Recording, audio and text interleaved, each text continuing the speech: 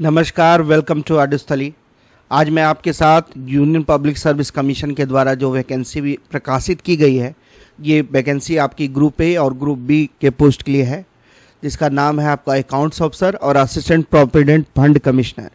ये बेसिकली आपका ईपीएफओ जो है, जो एम्प्लॉय प्रोविडेंट फंड ऑर्गेनाइजेशन जो है, जो कि एक स्टैट्यूटरी बॉडी है, उसके तहत आपको काम करने का मौका मिलेगा।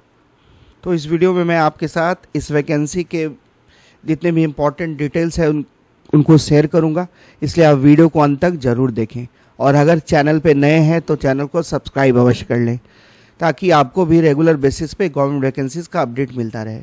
तो देखिए, इसका ऑनलाइन आवेदन जो है वो आपका 29 जुलाई से स्टार्ट हो चुका है। और यूपीएससी की जो ऑफिशियल वेबसाइट है वहाँ पे जाके आपको अप्लाई करना है, upsconline.nic.in। देखिए, सबसे पहले जो ये पद आया है आपका अकाउंट्स ऑफिसर का या फिर इन्फोर्समेंट ऑफिसर, कुछ भी आप कह लीजिए।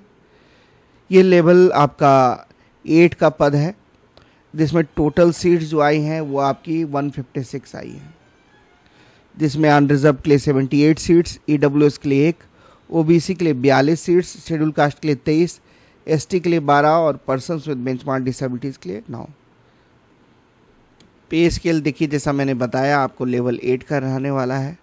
उम्र सीमा की जहाँ तक बात रही तो अनरिजर्व्ड और ईडब्ल्यूएस कैंडिडेट्स के लिए जो उम्र सीमा रखी गई है, अपर एज लिमिट, वो है 30 साल। ओबीसी के लिए 33 साल, एससी एसटी के लिए अपर एज लिमिट 35 ईयर्स और पर्सन्स विद बेंचमार्क डिसेबिलिटीज़ के लिए 40 ईयर्स। जो एसेंशियल क्वालिफिकेशन मांगा गया है वो बैचलर डिग्री, किसी भी स्ट्रीम में हो आपकी बैचलर डिग्री, चाहे इंजीनियरिंग हो, नॉर्मल बीएससी बीकॉम हो, कुछ भी आपका एलएलबी की डिग्री हो, कुछ भी, बस नॉर्मल ग्रेजुएशन की डिग्री चाहिए। किसी रिकॉग्नाइज संस्थान से आप फॉर्म भरने के लिए एलिजिबल हैं।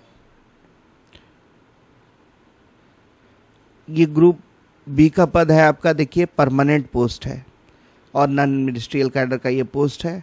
हेडक्वार्टर न्यू दिल्ली ही रहेगा। आप जानते होंगे कि ये पीएफओ जो है वो एक स्टैट्यूटरी बॉडी है और ministry of labour and employment के तहत ये आती है। अब है असिस्टेंट प्रोविडेंट फंड कमिश्नर का पद। इसमें कुल आपका 74 वैकेंसीज लाई गई हैं इस बार, 74। कैटेगरी वाइज आप देख लीजिए, अनरिजर्व के लिए 32 सीट्स, ईडब्ल्यूएस के लिए 7, ओबीसी के लिए 28, शेड्यूल कास्ट के लिए 7 और पीबीडी के लिए 3। इसमें पे स्केल आपका बहुत अच्छा है, लेवल 10 का पे स्केल है और पे मैट्रिक्स 7 था आपका, तो ये ग्रुप ए का पद होगा आपका। इसमें उम्र सीमा भी वही है आपकी 35 साल, अनरिजर्व्ड ओबीसी के लिए 38, शेड्यूल कास्ट के लिए 40, एसटी के लिए 35 और 45 साल पर्सन्स विद बेंचमार्क डिसेबिलिटीज़ के लिए। एजुकेशन क्वालिफिकेशन इसमें भी वही मांगा गया है, ग्रेजुएशन, नॉर्मल ग्रेजुएशन की डिग्री। डिज़ायरेबल क्वालिफिकेशन में है, अगर आपका पैड में डिप्लोमा है या फिर कंपनी लॉ या फिर लेवल लॉ में डिप्लोमा है तो ये आपका डिज़ायरेबल क्वालिफिकेशन है। बट जो मैंडेटरी क्वालिफिकेशन है वो बस ग्रेजुएशन। परमानेंट पद है आपका, ये भी नॉन मिनिस्ट्रियल पद है आपका और ये ग्रुप ए का पद है आपका।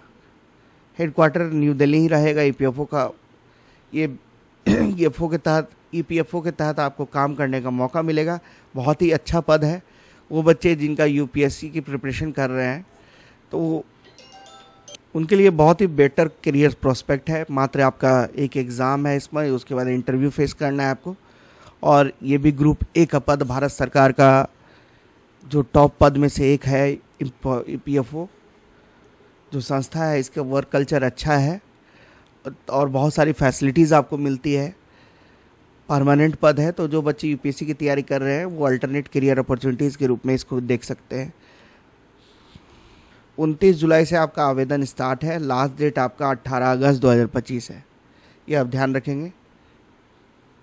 कहाँ जाके आपको ऑनलाइन आवेदन ही करना है, किस वेबसाइट पे? upsconline.nic.in पे। आपका 2 साल का प्रोविज़न का पीरियड रहेगा। आपकी पोस्टिंग भारत में कहीं भी हो सकती है, ये आप ध्यान रखेंगे।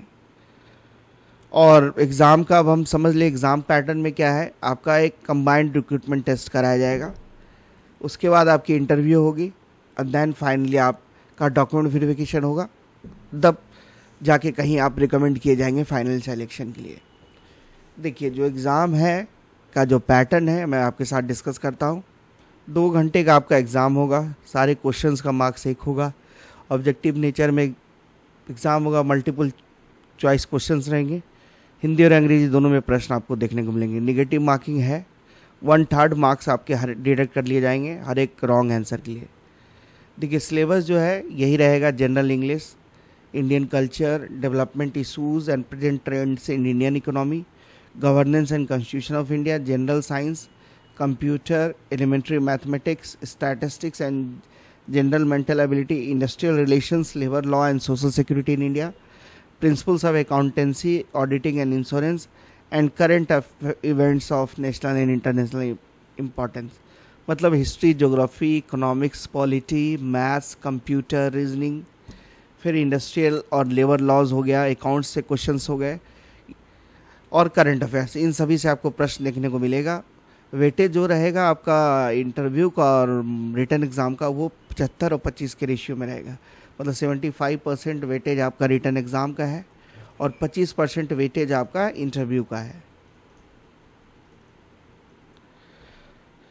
इंटरव्यू के लिए कुछ मिनिमम क्वालिफाइंग मार्क्स रखा गया है। जनरल और ईडब्ल्यूएस कैंडिडेट के लिए 50 मार्क्स एंड एबव, ओबीसी के लिए 45 मार्क्स एंड एबव और शेड्यूल कास्ट शेड्यूल ट्राइब के लिए 40 एंड एबव। देखिए आज जो सीआरटी एग्ज़ाम होगा आपका वो भारत में 78 जगहों पर होगा। आप अपने हिसाब से अपने सेंटर का चुनाव कर लेंगे। लगभग जो भी प्रोमिनेंट सिटीज़ है, खासकर जो कैपिटल सिटीज़ है राज्यों के, वहाँ तो आपको सेंटर देखने को मिलेगा ही। तो डेट ऑफ एग्ज़ाम की जहाँ तक बात रही तो आपको यूपीएससी की ऑफिशियल वेबसाइट के बारे में इसको बता दिया जाएगा, लेकिन मोस्टली जो एग्ज़ाम होगा आपका वो 30 नवंबर 2025 को होगा। तो लगभग 3 महीने का समय है आपके पास। आप अच्छे से अपनी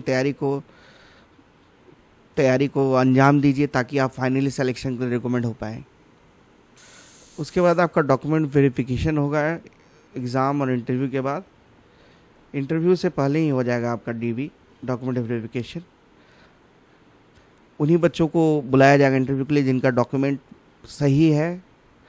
ओरिजिनल और सेल्फ अटेस्टेड कॉपीज़ अपने डॉक्यूमेंट्स के आप लेके जाइएगा। सारे डॉक्यूमेंट्स को वेरीफाई करवाया जाएगा, तभी फिर फाइनली आपको इंटरव्यू के लिए बुलाया जाएगा।